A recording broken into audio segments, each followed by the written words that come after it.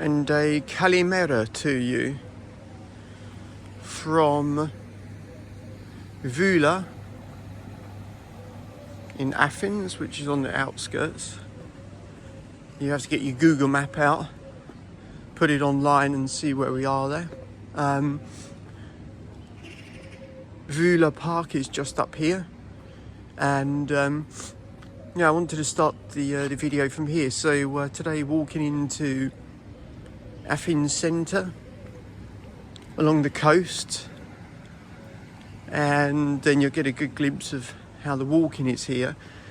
Been here 2 days, and so far my first view is that this is not a city geared for people that want to enjoy walking. Footpaths are, quite frankly, a pile of shit. Cars are parked everywhere, yeah, and some of the scenery is nice and some of it's pretty grim, but yeah, anyway, let's go on, stop the talking, start the walking and enjoy the video. Until later.